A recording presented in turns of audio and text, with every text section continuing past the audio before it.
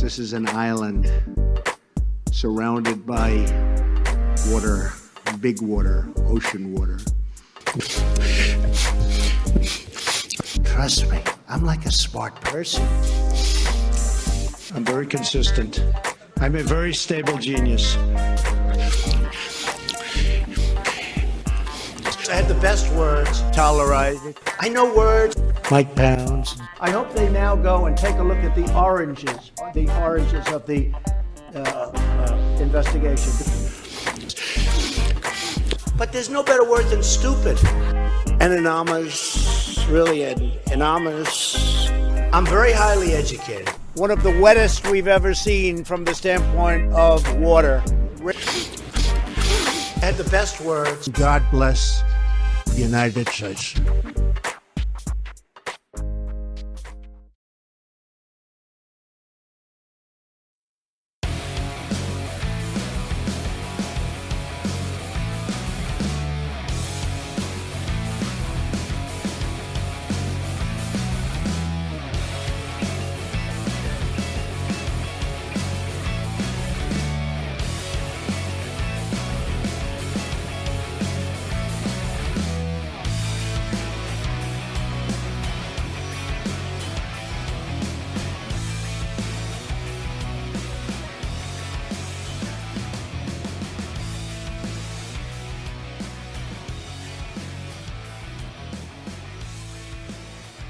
Around the nation, TYT Nation, Jeff Waldorf here with you. Welcome to the show. It's Thursday. It's actually pre-holiday, so it's the pre-holiday show because we're not going to have a holiday show.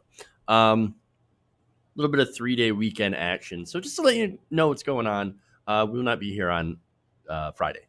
So, all right. Anyway, some of you are asking about the it's actually Donald Trump and his sniffing, because there's the idea, the thought that he might maybe sniffs cocaine, and that's why he always sniffs all the time. So just saying, just in case you were wondering about that. All right. Anyway, we got a good show though. So we're going to talk about quite a few different things. We got, of course, Donald Trump once again repeating how he thinks coronavirus is just going to magically disappear. Right, because that's everybody who's made that prediction so far has been absolutely wrong. Now we have over 50,000 cases in America in one day. So that sucks. We'll talk about that as well. We do have a California man that unfortunately died from COVID, leaving a message for the rest of us. So I'm going to read that. I'm going to read his story. And then we've got the creator of Dilbert going on a very insane tweet spree.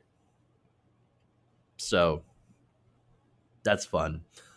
We also are going to talk about, of course, Trump and the Trump administration going after, once again, members of the LGBT community, specifically trans people. And then we've got racism, of course, racism in America. And the big news, Ghislaine Maxwell. So we're going to talk about her and what she's been arrested for. So very, very interesting stuff. You're going to love today's show. All right. Anyway, I guess I already told you guys that we will not be here tomorrow, so that's fine. Please like and share the stream if you haven't already. Helps us out, as always. And, of course, super chats are always fun, too. All right. With that said, let's just dive into the show. All right.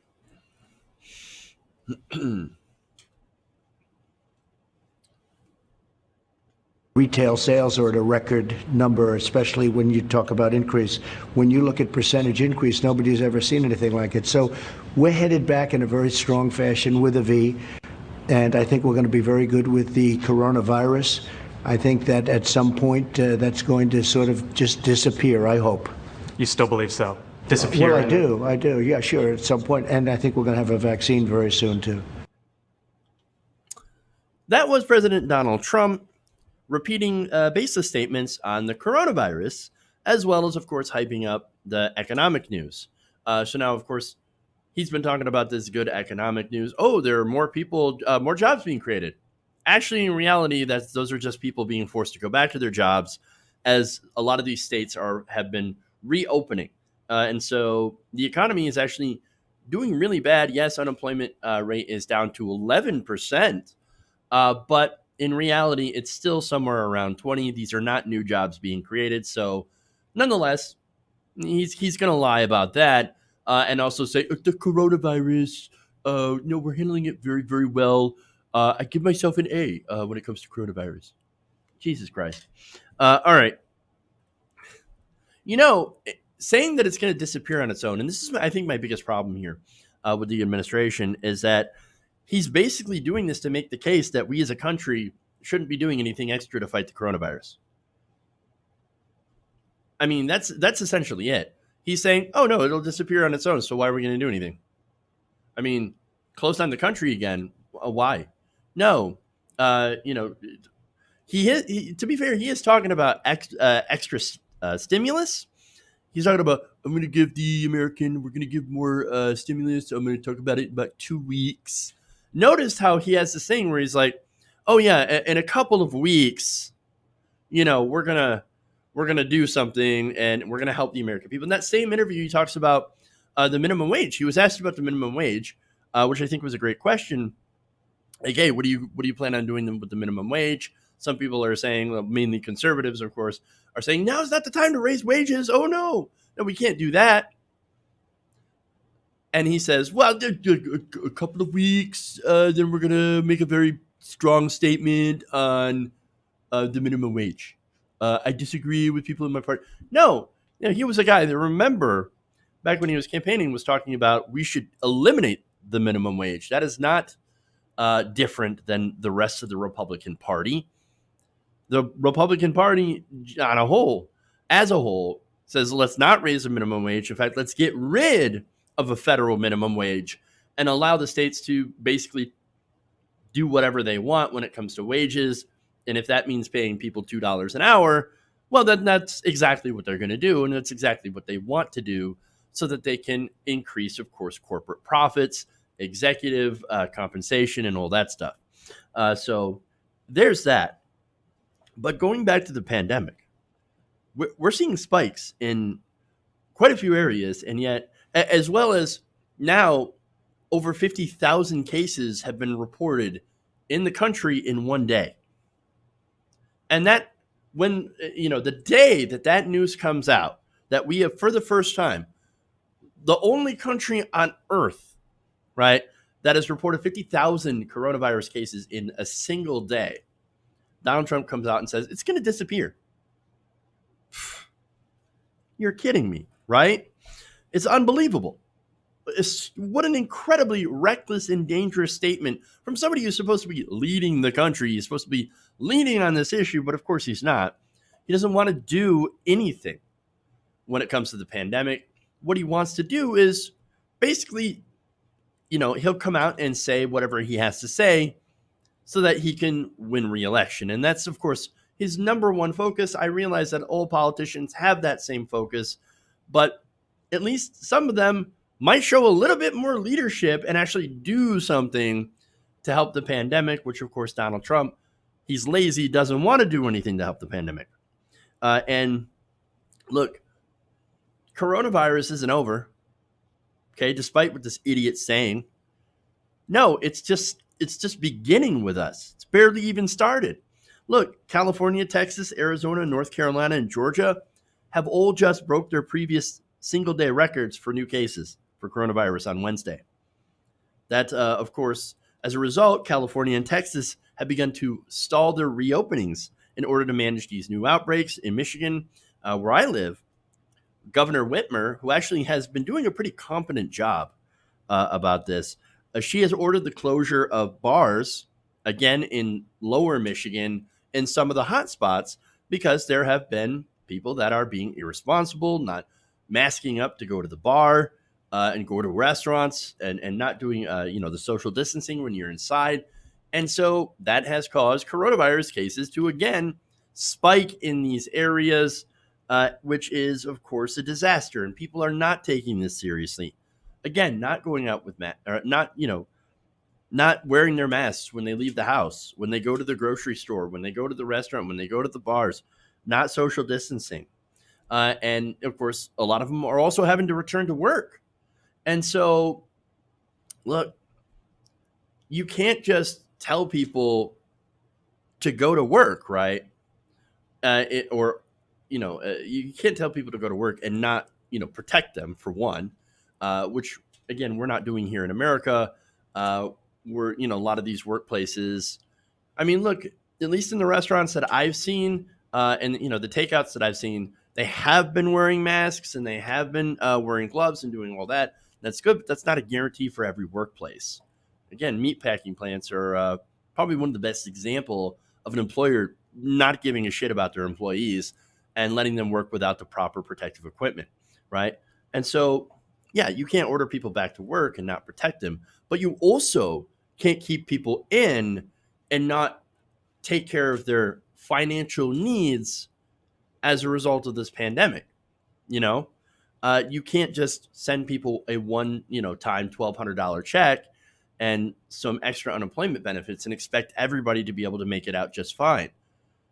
That's a significant cut in a lot of people's income. And that's just for people who, were lucky enough to be able to qualify for those one-time $1,200 payments. A lot of people did not qualify and are suffering right now. And so the choice is quickly becoming either return back to a possibly unsafe workplace or get kicked out in the street.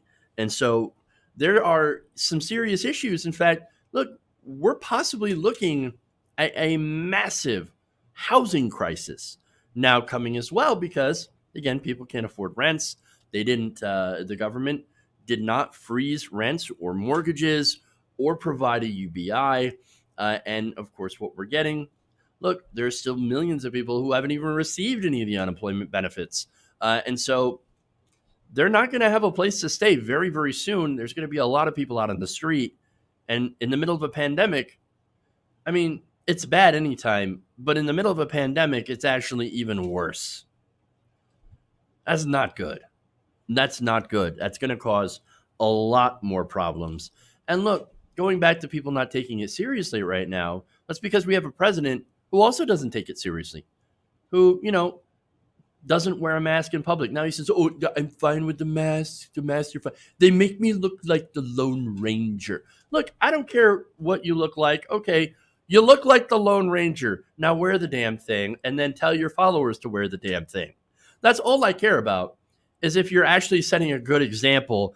And so, you know what? You don't deserve credit. But if that's what you're looking for to do the right thing, then I'll give you credit. That's it. I mean, again, we're dealing with a baby. All right. Anyway, so now back to the seriousness of this, right? And I said that we're not done with this, and that's backed up by experts.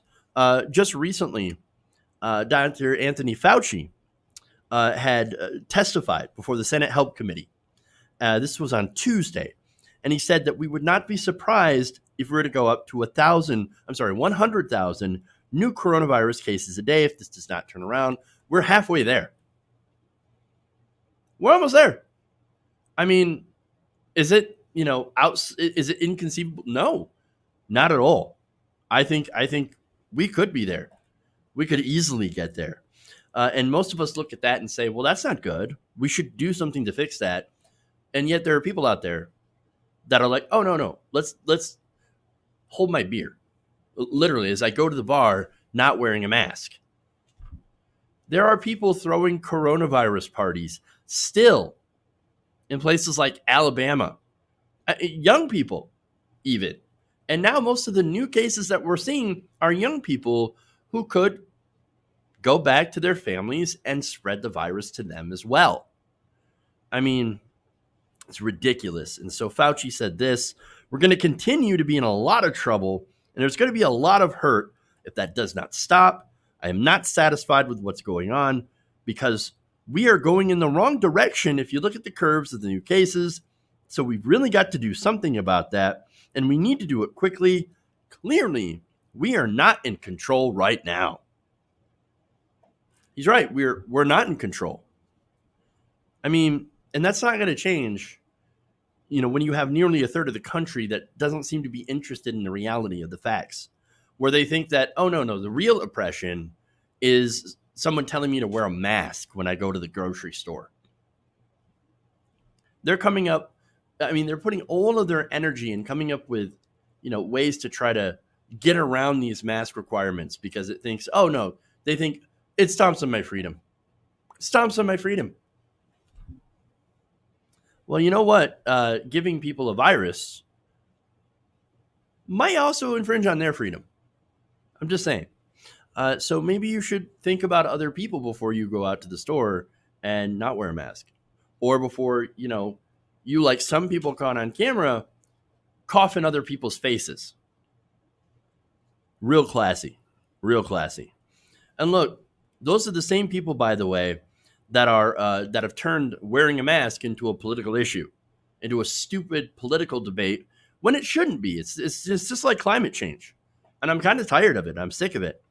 I'm tired of people listening to bad faith actors when you have the vast majority, 99.9% of all scientists and experts advising you to, hey, look, you should probably wear a mask when you're outside and socially distance because guess what?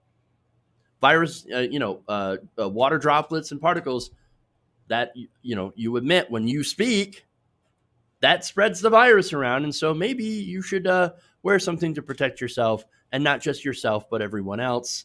And they say no. They say no, and I'm tired of it. And I'm also tired of having an incredibly weak, pathetic so-called leader that constantly lies and cares about nothing other than himself.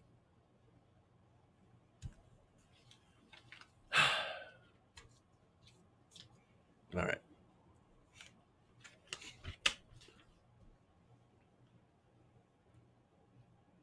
And in case you're unaware of the impact,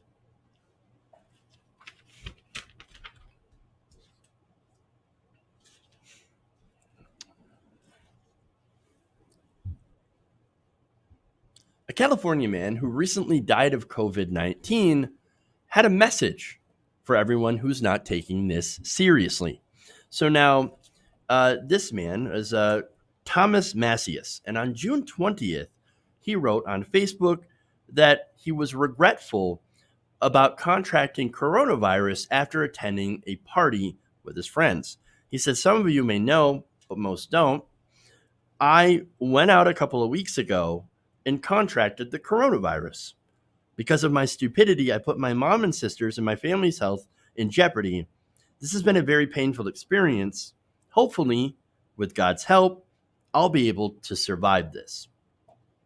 Well, unfortunately, he didn't. The next day, the very next day, he passed away. So, look, this is an interesting story because this guy, for the most part, did what was recommended, but it just took one time, one slip up for him to get this virus and then succumb to it. So now his brother-in-law, Gustavo Lopez, said, quote, from late March through early June, Macias was going out only when necessary. He was quarantining because he was overweight and had diabetes. And so, look, yeah, those are pre-existing conditions. People with diabetes are actually far more susceptible to dying to this from this virus. And so he was doing what generally he was supposed to do.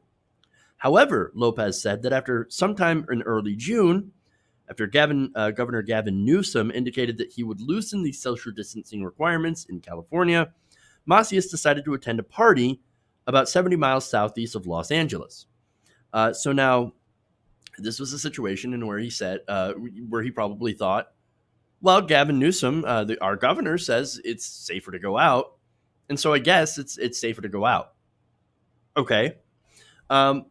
Well, what happened was a friend of Macias, who was at the party, had contacted him afterwards to say that he had tested positive for COVID-19, right? And so the thing is, this friend had been aware of his diagnosis before going to the party, before attending the gathering. He said, look, yes, I tested positive, but I I wasn't symptomatic. I was asymptomatic. So I didn't think that I could spread the virus to anybody. So I went to the party. And then you ended up killing your friend. Look, I couldn't imagine, right? I'm not gonna be, mean to this guy and say what I normally would say in this situation, like, oh, you're a horrible friend and all that stuff. I'm pretty sure this person feels very, very guilty at this point, as he, not only gave the virus to his friend who then died afterwards, but also spread it to everybody at that party. And so I'm pretty sure he's been through enough already. But what I want to focus on is why he believed that being asymptomatic means that he couldn't spread this virus, when that information is very freely available, pretty much everywhere. And so I don't know. Maybe, this person didn't pay attention to the news, didn't pay attention to the coronavirus briefings. I certainly can understand that, as not everybody's buried as deep into the news as someone like I am, for example. Or maybe, it's possible they watch news that misleads you. For example, Fox News, very good at misleading people about the deadliness of the coronavirus and the danger of the coronavirus. And so when you watch Fox News, you actually get less information. You get misinformation. And so that's the other problem, right? And so it's a really important, albeit incredibly painful lesson about how this virus does not mess around. So now Macias told his friend, "Is like, look, yeah, I'm kind of upset that you were stupid and you didn't tell me." But not only was he upset at his friend, but also upset at himself, because he said, "Well, man, I should not have gone to that party. That was really stupid. Not only did I go to that party, but afterwards, I went to see my family, and I went and spread it to my family." In fact, Macias visited his sister Veronica, who was married to Lopez, at the couple's home on June 11th before he was tested. Lopez remembers being concerned for Macias after the visit, saying, quote, "He did not look right. He was really sweaty. And he had a fever." Macias said he soon started to feel sick and believed that it was related to his diabetes. He was then tested for COVID-19 on June 16th and received a positive diagnosis on June 18th. In his Facebook post 2 days later, Macias said, "You should take this seriously. Quote, this is no joke. If you have to go out, wear a mask and practice social distancing." A day later, after that post, he was put on a ventilator and died. So he was on a ventilator for an hour and then died afterwards. It was just too much. It was too much for him. His brother-in-law, Lopez, says, quote, "I think what he wanted people to know, this is a real thing. It's serious and it kills people." Now, look, if you're a healthy young person, you might be okay. For example, that friend, probably a healthy, young person, wasn't really worried. Again, a lot of people who have this virus end up being asymptomatic. It's a very strange virus, and I understand that there's a lot that we don't know about this, that we actually don't know about or understand about this virus. Why it is deadly for some people and why it leaves some people alone. And even, if you're young and healthy and you get this, surviving, recovering from this virus doesn't necessarily mean recovering fully. There can be organ damage. I believe I was reading about this one, and I forget his name, a Broadway actor, had his leg amputated after getting COVID, and then now is facing a possible double lung transplant. So this can, really, really mess with you. And we don't know why at this point, why it messes with some people so badly and why it seems to leave other people alone. Again, you can read a story of a 100-year-old who, survived the Spanish flu, or a 102-year-old, I guess it'd be, who survived Spanish flu, but and also beat coronavirus. It's really, really strange how it gets to people in some, and some, people that it doesn't. But again, it's really, really strange. But look, this is an argument of wearing masks. You should wear a mask in public. And the reason is, even if you're a healthy person who's asymptomatic, you might be fine, but what about the people you come in contact with? This person who was described by family and friends is, hey man, he's a good person. He'd help out anybody. He'd, do anything for anybody. That's who you're putting in danger. I mean, look, I feel like you have to put a face and a name to the people who died of this virus, because when you think about this, right? Again, you have 126,000 people who have, died from coronavirus. Can you imagine 126,000 people being in a room with them, or just seeing them, right?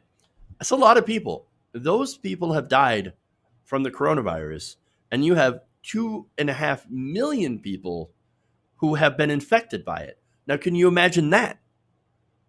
A lot of people actually can't. And so when, people start throwing these numbers around, 2.5 million, 126,000 or 50,000 a day for, new cases, it kind of like short circuit people's brain, right? They can't imagine it. But when you put a name and when you put a face and you put a story behind some of these people, I think that's more effective in getting people to understand the personal cost of this, the cost in humanity that this virus is bringing. And so that's why you should wear a mask. I mean, for people like this guy, for people like Macias, and not only that, but for your grandma, for your grandpa, for anybody in your family that you care about, you should wear a mask in order to not only protect yourself, because obviously they don't want to see you get sick and something happen to you, but also for them. And really, that's really what it's all about. All right.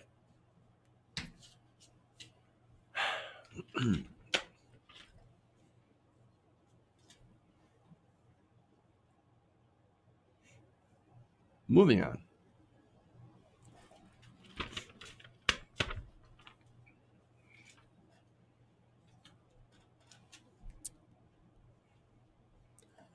The creator of Dilbert believes that Republicans will be hunted down if Joe Biden wins the election. Now, this is Scott Adams in a series of tweets because, of course, he warned that if Biden wins, there's a good chance that a lot of people will be dead within the year. I'm kidding. I'm not kidding. That's exactly what he said. Now, I think about that and I think, well, yeah, I mean, if Donald Trump continues to not do anything about the coronavirus, yeah, I mean, already 126,000 people have died from this disease on Donald Trump's watch. I'm not blaming Donald Trump for the existence of the coronavirus. Don't think I'm doing that, but I do blame him for not taking the correct actions soon enough. He should have, downplaying the seriousness of this virus and not setting a good example when it comes to masks. And also, you can blame the Republican Party and the Democratic Party for the pretty poor response when it comes to taking care of regular people and their financial needs during this crisis. But Scott Adams, he's not talking about the coronavirus. No, he's talking about, I mean, I don't even know, really. So let's go to the next tweet where he doubled down by saying, police will stand down and Republicans will be hunted. Oh, the police is gonna they're gonna stand down, right? You should probably ask those peaceful protesters that keep getting gassed or keep getting attacked by heavily armed officers. Why don't you ask the unarmed black people that are still being shot by police? I mean, this is crazy talk. Nobody wants to hunt down Republicans and kill them. If anything, that seems to be projection, because I see a lot of, stories of, far right wingers saying, oh, we're going to hunt down Democrats. See a lot of that, but not a lot of that on this side, generally. But look, to say that this is a thing, right? It's just irresponsible fear mongering. Completely. This guy, And what's unfortunate is this guy has a platform, right, in which to spew nonsense. And he's misusing that platform to say things that are completely and utterly false. Nobody's coming for you, dude. You want to talk about being canceled because you have, some pretty garbage views. Well, okay, that's fine. I mean, you can complain about that, but that's not the same as being targeted and murdered, which is happening both to black people and white people by police, of course, but disproportionately to black people. So now he responded to some people pointing that out and saying, hey, wait a minute, that makes no sense. Why are you saying these crazy things? By citing a woman he had interviewed as evidence that Republicans will be persecuted under a Biden administration. Quote, just interviewed a woman who was fired for suspicion of liking President Trump. Suspicion, fired. Now, look, I'm going to go on a limb here, right? And assume that possibility. I'm going to play devil's advocate. Assume what he's saying is true, right? So now in this country, we've given corporations the ability to fire people for basically any reason, right? And, for the most part, corporations will fire people for any reason that they can come up with. So now, let me ask, who is it that pushes those policies, right? That are anti-worker? Is it the left or is it the right? Let's think about that for a minute, right? Now, this also might blow Scott's mind, but did you know that transgender people can get fired for being transgender, or at least they did before the Supreme Court stepped in? Gay people could too. I know, right? I mean, crazy how that could happen. Weird. And yet Scott seems to think, oh, no, it's the conservatives, it's the Trump supporters that are being targeted. That, if you like Donald Trump, then you can get fired, right? Hey, Scott, were you against gay and trans people not being fired for being gay and trans? I mean, look, I don't like the idea of being fired for liking a specific politician, right? I'd be pretty mad if somebody got fired for liking Bernie Sanders, for example. I like Bernie Sanders, but I seem to have the suspicion, like I do with a lot of the right wing, that there is a little bit more to this story. I mean, for example, I've seen a lot of instances where somebody who is pro-Trump and has Trump-like views, right? They will not just say like, oh, Trump 2020, right? So if I have an employee and they're like, Trump 2020, I'm like, yeah, you're kind of an idiot, but I'm not going to fire you for that, right? Yeah, we have a difference of opinion. That's cool. That's fine. But if this guy suddenly goes on his public page and goes on a racist screed against people or threatens violence, which we have seen before. And by the way, this also happened in a recent video that right-wingers are bringing up now, where there was a woman who said she would, threaten to stab Trump supporters. Don't do that. She got fired, right? And so, yeah, turns out if you make threats and you go on racist screeds against people, then these companies, if somebody goes to your boss and says, hey, look at this horrible tweet where they're threatening people. Well, then, yeah, the boss is going to fire you because it looks bad on the company having you as an employee.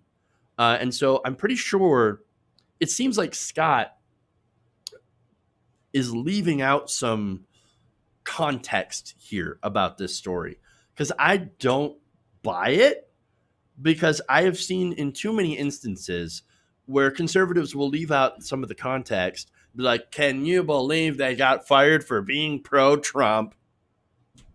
Yeah, but then you leave out the part where they possibly went and said some really racist, hateful things towards possible customers for that company and made them look bad. So yeah, I can kind of understand that, right?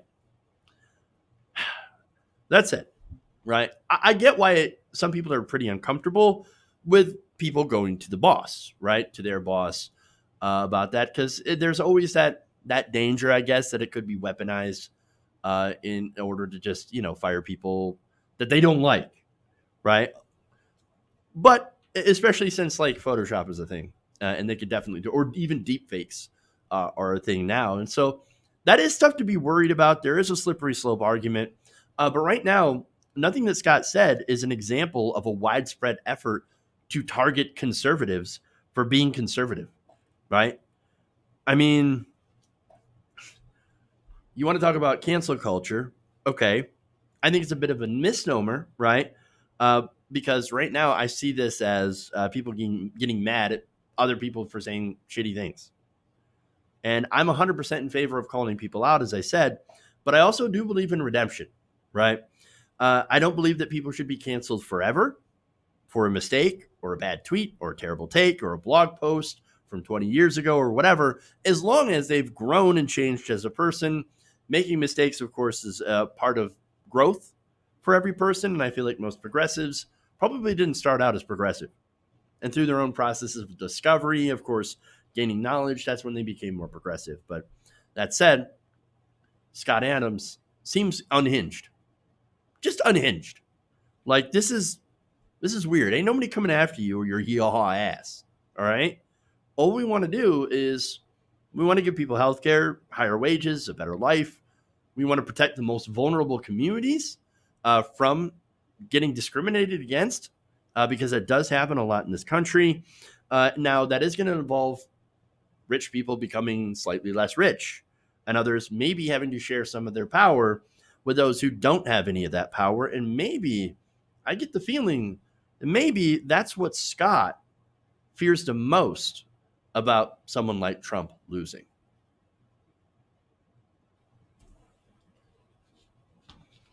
All right. I'm going to take a break. I'm going to come back. We've got more stories here, including Trump targeting the Trump administration targeting transgender people, as well as, of course, all the other stories that I've teased. So stay right here.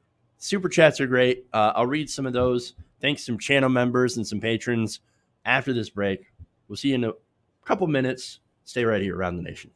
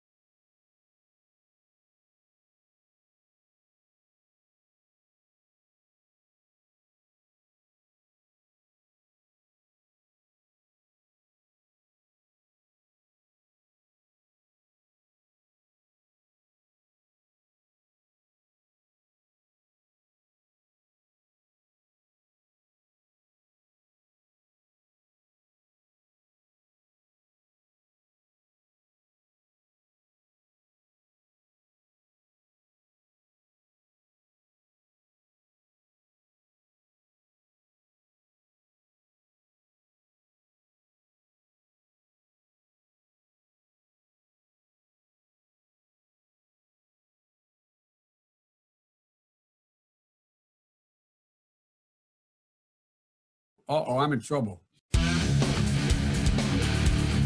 Why, you're getting nervous, man.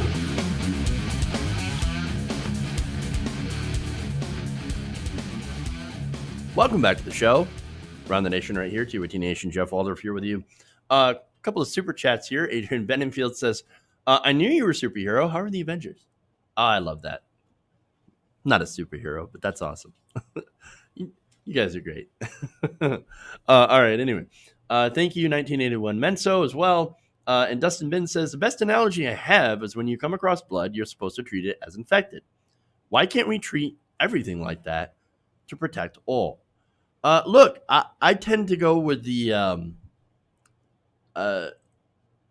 assumption, I guess, that I have corona, right? I think we should all be like, no, I've got corona, so I'm going to wear a mask, protect everyone else. But I also kind of realize that maybe that isn't the best way to go about it. I mean, we keep telling people, hey, protect others, wear your mask, it protects others. Then you realize that there's so many people that are super selfish and don't care about other people that maybe we should have made the message, even if it's not correct, like, no, if you don't wear a mask, you're going to die and it'll be horrible. I don't know. Maybe we should have went with that direction. It is amazing how people just don't want to wear the mask. That's all and they come up with so many excuses why they don't want to wear the mask. But anyway, Sarchek says everything outside my house is contaminated. LL says, yep, universal precautions. Absolutely. So yeah. Again, that's the way that I kind of run things, where I'm like, hey, I got to protect other people, but that's because I'm a super empathetic person. I guess if you're a selfish jerk, you might want to be like, well, yeah, sure, it protects us, but mainly it protects you. So you don't get coronavirus. You don't want that, because then you couldn't go out to the bar. Understand, like, and here's the other thing, right? It's not like we're not saying that you can't go out and have fun and you can't go to the bar. It's just, if you're going to go to the bar, then wear your mask. I mean, yes, well, how am I going to drink my beer through my mask? I don't know. There's like a bar near me that has an outside area, an outside terrace. Perfect place to go out and enjoy your beer while still at the bar. And as long as you sit 6 feet away from someone else, you should be all right if you're outside. We should have said that COVID is coming for people's guns, and the mask is the only way to stop them. No, I saw a great, interesting meme about that, where Bill Gates, we figured it out. Bill Gates is using the cameras to figure out who's vaccinated or not. And the only way to stop it is wearing a mask. By the way, it is true that masks stop facial recognition technology. So I'm just saying, like, yeah, wear a mask. A lot of great suggestions from you guys, but I gotta get moving with this, with these stories. The very last thing I would want to do is go to a bar. Koru, I couldn't agree more with you, but that's because I've never been a bar person. Only times I've really ever went to a bar is when I was dragged to it by my friends. So never really understood the appeal of it, but whatever. Like, if you like bars, you like bars. Just if you want to protect yourself and other people, go to a mask, and you want to keep the bar open, then just wear the mask. And try to physically distance. It's not hard. And if you're crying about that, then maybe you're kind of a bitch. Just saying. Don't be a bitch. All right, anyway. I know, I probably triggered some people. Sad. Gonna cry about that too? All right, anyway. God, I'm mean. All right.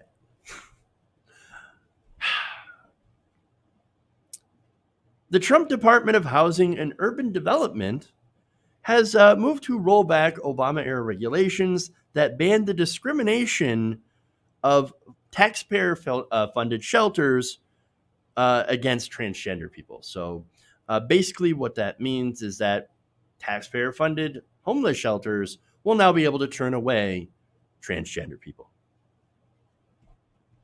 Of course. A statement on the HUD website says the proposed new rule, quote, returns decision-making to local shelter providers to allow them to establish an admissions policy that best serves their unique communities and better accommodate the religious beliefs of shelter providers. So understand that this is couched in religious terms. And also in, well, I mean, we shouldn't have the federal government, regulate these shelters as far as who they're supposed to admit. We should really leave that up to them. So basically letting them discriminate if they so choose. And not only that, but on the taxpayer dime.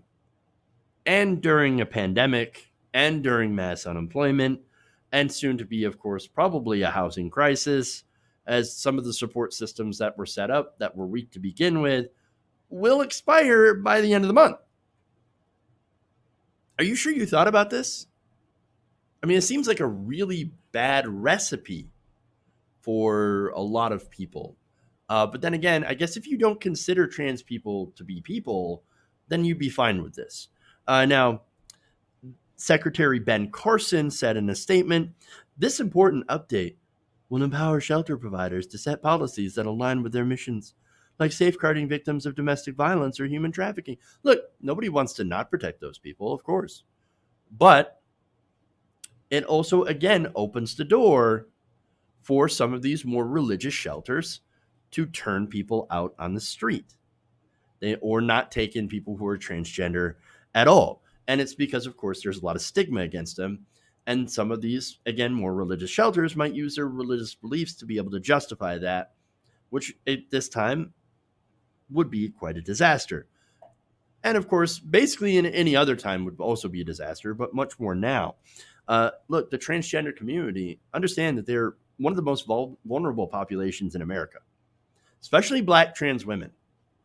They are probably the most hunted. And I say that because it appears to be true, because people literally will go and attack and murder Black trans women, beaten, murdered in the streets for being who they are. And so for the context of the story, the transgender community also tend to experience homelessness far more than any other group. In fact, according to CBS News, transgender and gender non-binary adults are more likely than cisgender adults to experience unsheltered homelessness, basically either kicked out of their home or denied employment or denied even being able to rent apartments. And so there are many reasons why they are homeless and put in that position to begin with. And now, if you turn away one of their last refuges, then what's going to happen? They're going to end up out in the streets where they're, of course, in more danger of being beaten and murdered. So understand, this is a gigantic problem.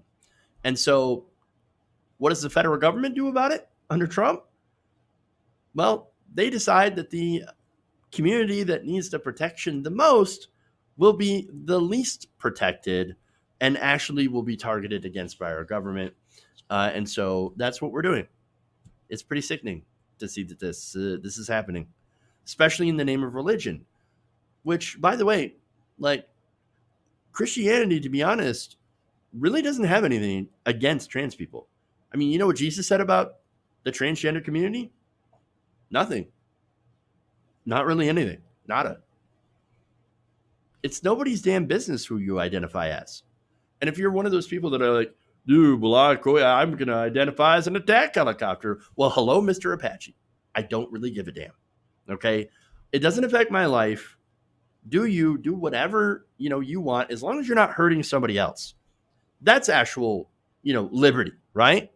Doing you, being who you are, so long as who you are doesn't hurt someone else. But these people, they can't help themselves, right? Remember when Caitlyn Jenner was defending Donald Trump and saying how wonderful this guy is going to be to the LGBT community? Have you heard from Caitlyn lately? No, of course not. Not after she said, oops, I guess I was wrong. Donald Trump actually does suck on this issue. Really? Really? And you just found that out. I know. Caitlyn Jenner sheltered by her immense wealth and privilege, right? And so never really had to experience what a lot of other trans people had to experience. And again, part of that is homelessness. Look, Donald Trump and the Republican Party, they're at war with the LGBT community.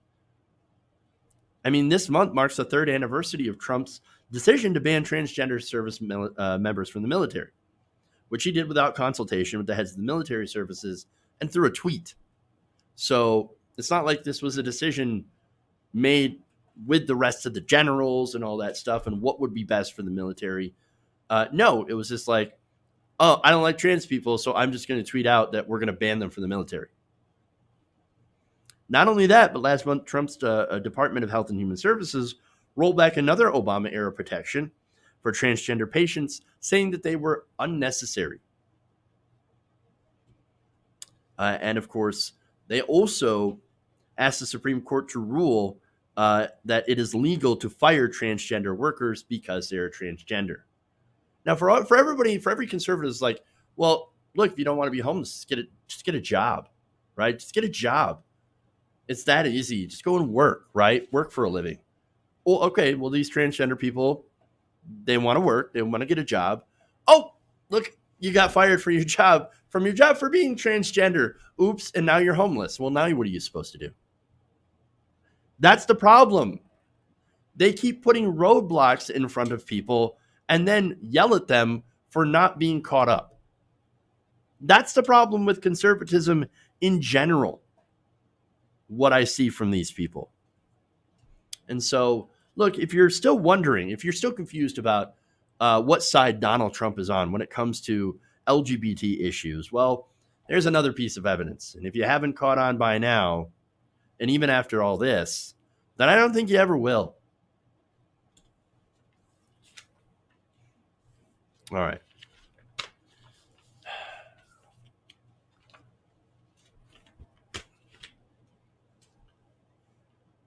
Let's go to the big story. Nope. There we go. Fun stuff.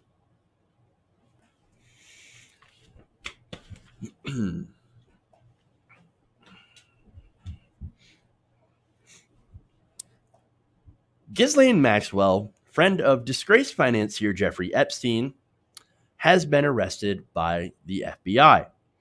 So now she was recently arrested in Bedford, New Hampshire on Thursday on charges that she conspired with Epstein to sexually abuse minors.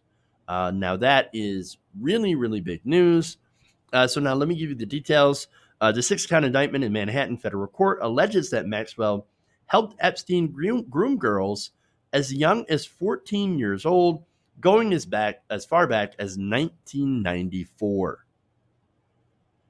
Wow. Now, acting Manhattan U.S. U.S. Attorney Audrey Strauss said at a news conference, quote, "This case against Ghislaine Maxwell is the prequel to the earlier case we brought against Jeffrey Epstein." Now, the FBI said that it had been tracking her movements for some time, though Strauss said the indictment was only handed up recently. And we actually don't know how recently. Now, Ghislaine is also alleged to have helped Epstein groom teen girls for sex with other people who are wealthy and powerful. And so that's huge. Now, one of the teens came forward, Virginia Roberts Giffray, leveled the charge against Maxwell back in 2015 in a defamation lawsuit, as have a number of other women since who have been victimized. In some instances, the indictment says, Maxwell was present for and had even participated in the abuse of minors. So understand this is huge. And understand as well that this is one more shot of knowing what Epstein might have known before he was found dead in his cell. As if anybody believes that he had killed himself. Yeah. So she might know as much as Epstein about the people who Epstein had, allowed to exploit these women, right? These I'm sorry, not women, these children, essentially, these young girls, and so she knows the names. She can endanger some pretty powerful people, and that is why they really do need to keep an eye on her, because I'm hoping that she's not feeling suicidal. I'm just saying. Her testimony is really, really important. Epstein and Maxwell kept company with presidents, heads of industry, the wealthy and the powerful. Look, this isn't like the dirty van that gets associated with pedophiles run by the perv at the trailer park. Okay, no, these people were rich and connected and powerful, as are the people that they ran with, and the people that exploited these girls, these children, were the same. That's why the circumstances of Epstein's death are a conspiracy theory that really can't be debunked. I mean, does anybody really believe that this guy killed himself? Especially with the guards, not like being there, I guess, to watch over him, even though they knew that he was a suicide risk. No. And so here's the thing, right? Not every conspiracy is wrong just for the fact that it's a conspiracy theory, right? No, conspiracies usually start with a little kernel of truth. And depending on how true it is, and the person that, of course, is talking about this, that conspiracy theory can either turn into craziness, crazy Illuminati lizard people stuff, or it can be like, I don't know, like there was maybe a second person that helped kill JFK. See? So again, not every conspiracy theory is nuts. And this definitely fits into one of those, because it actually creates more questions than answers of, and of course, how it's connected to people who are wealthy and powerful and really would not like this information to get out. I mean, there's connections to the Prince Andrew over in, the UK. And so that's really important, which is why, again, they need to watch this woman like a hawk. Okay. Make sure that nobody, or nothing suspicious happens to her before she's able to stand trial. And actually, give the information. They're not going to mess this up a second time. I hope. Now, Maxwell also faces multiple counts of perjury for allegedly lying in her own deposition about Epstein's activities. And Strauss said on that, quote, Maxwell lied because the truth, as alleged, was almost unspeakable. Well, I couldn't agree more with that. And I also think that she probably lied to save her own skin, as a lot of people do. I mean, again, she was trying to stay ahead of the law and not get caught, but thankfully she did, because they were tracking. So good job for the FBI on this one, right? She thought probably that she was, not going to be able to get caught, not going to face consequences. But again, that makes me very, very concerned, because now that she's in custody, well, there's a possibility that, again, it's very powerful people are going to be very, very worried now and are going to come after her. And so I don't know. Keep an eye on her and make sure that she can live long enough to not only face justice, right? Because ultimately that's what we want, justice for the victims, but also to, if there is a wider network of, powerful people that had taken part in this, that they get, they get served justice as well. All right.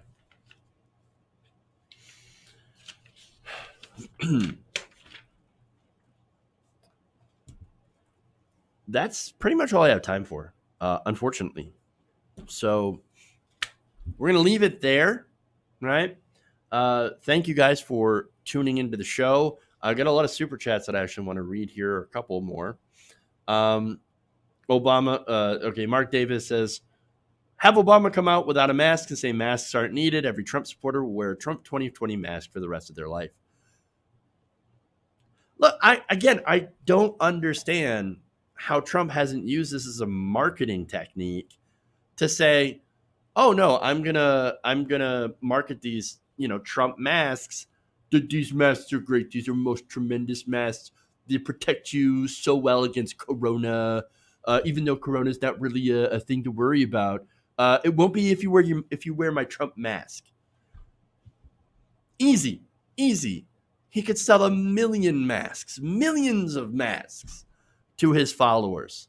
And why he doesn't do that, I have no idea. Well, maybe I do know, because he's one of the worst business people in the world. He sucks at business, going bankrupt 6 times, and so this way he could at least make some money off these masks. I mean, frustrating. But Mark Davis, that's a great idea. If Obama does something, well, obviously you have to do the opposite of it. Feels like if Obama came out and said, Donald Trump's a fantastic guy. What a great president. He's awesome. Trump would go out and say, no, terrible. Kidding. But anyway, I'm being ridiculous. All right, anyway. LOL says, ladies and gentlemen. Oh, wait. No, hold on. Ladies and gentlemen, we got him. Should have did that. There you go. And Weary Pirate says, have a great 4th, everyone. Well, have a great 4th for you guys, too. Please stay safe. Don't blow off your hands or any other part of your body. Stay safe. Don't go to big gatherings. And if you do, wear a mask, practice physical distancing, and stay safe. Don't get the coronas, and certainly don't spread the coronas to anybody else. And that's all I got to say about that. Thank you, guys. Please like and share. We'll see you on Monday. Have a great weekend. And remember, change begins with you. Good night, nation. We'll see you guys later.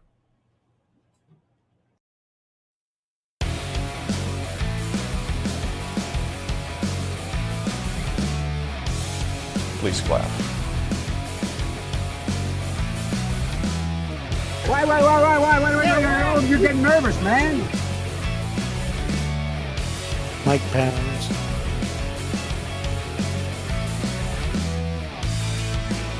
Tolerate.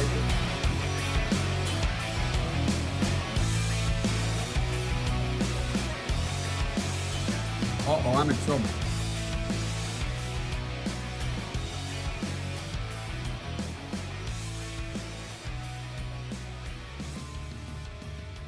You're kicking me out the door.